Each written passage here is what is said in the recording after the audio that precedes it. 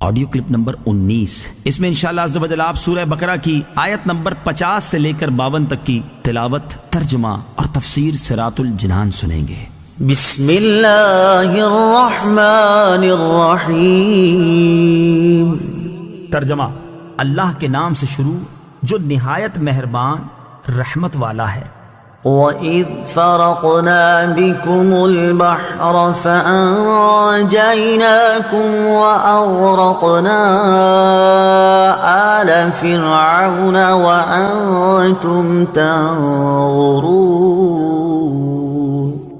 ترجمہ: اور یاد کرو جب ہم نے تمہارے لیے دریا کو پھاڑ دیا تو ہم نے تمہیں بچا لیا اور فرعونیوں کو تمہاری آنکھوں کے سامنے غرق کر دیا۔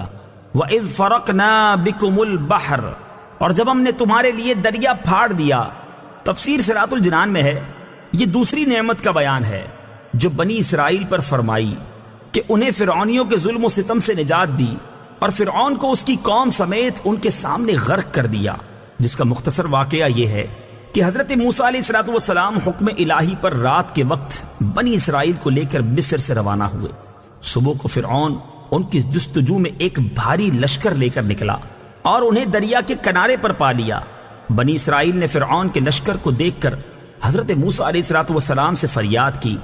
آپ علیہ السلام نے اللہ تعالیٰ کے حکم سے دریا پر اپنا عصا مارا، اس کی برکت سے عین دریا میں 12 خشک راستے پیدا ہو گئے اور پانی دیواروں کی طرح کھڑا ہو گیا اور ان آبی دیواروں میں جالی کی مثل روشن دان بن گئے۔ بنی اسرائیل کی ہر جماعت ان راستوں میں ایک دوسرے کو دیکھتی اور باہم باتیں کرتی گزر گئی۔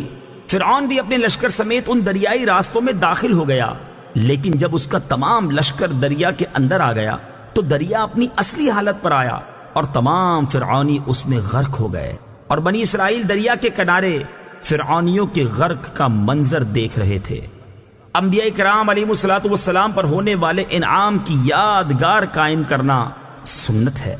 فرعونیوں کا غرق ہونا محرم کی 10ویں تاریخ کو ہوا اور حضرت موسیٰ علیہ السلام نے اس دن شکر کا روزہ رکھا۔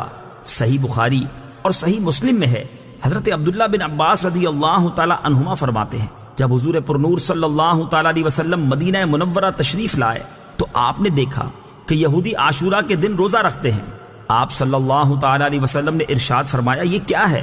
یہودیوں نے عرض کی، یہ نیک دن ہے، یہ وہ دن ہے جس میں اللہ تعالیٰ نے بنی اسرائیل کو ان کے دشمن سے نجات دی۔ تو حضرت موسیٰ علیہ السلام نے اس دن روزہ رکھا تھا۔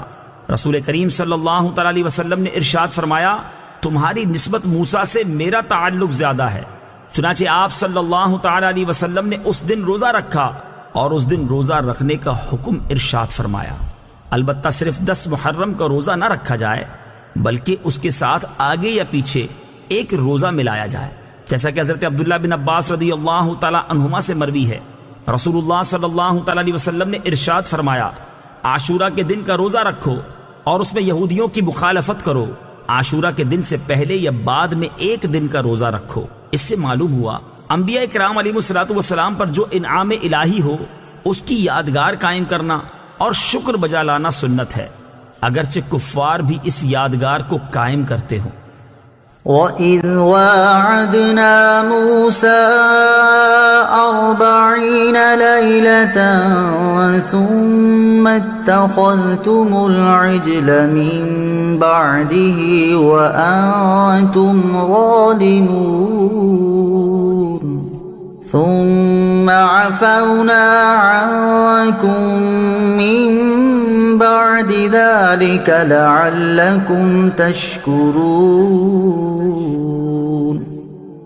ترجمہ: اور یاد کرو جب ہم نے موسیٰ سے 40 راتوں کا وعدہ فرمایا، پھر اس کے پیچھے تم نے بچڑے کی پوجا شروع کر دی اور تم واقعی ظالم تھے، پھر اس کے بعد ہم نے تمہیں معافی عطا فرمائی تاکہ تم شکر ادا کرو۔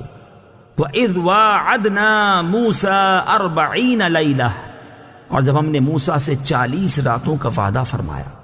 اس آیت اور اس کے بعد والی آیت میں بنی اسرائیل پر کی گئی جو نعمت بیان ہوئی اس کا خلاصہ یہ ہے کہ فرعون اور فرعونیوں کی ہلاکت کے بعد جب حضرت موسیٰ علیہ السلام بنی اسرائیل کو لے کر مصر کی طرف لوٹے تو ان کی درخواست پر اللہ تعالیٰ نے تورات عطا فرمانے کا وعدہ فرمایا اور اس کے لیے 30 دن اور پھر 10 دن کا اضافہ کر کے 40 دن کی مدت مقرر ہوئی، جیسا کہ سورہ اعراف آیت نمبر 142 میں ہے۔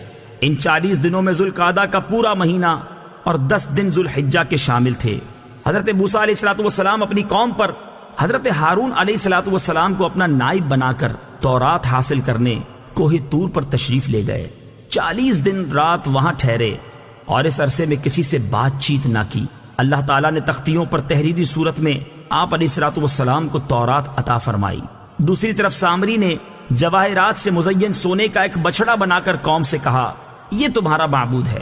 وہ لوگ 1 مہینے تک حضرت موسیٰ علیہ السلام کا انتظار کرنے کے بعد سامری کے بہکانے سے بچڑے کی پوجا کرنے لگے۔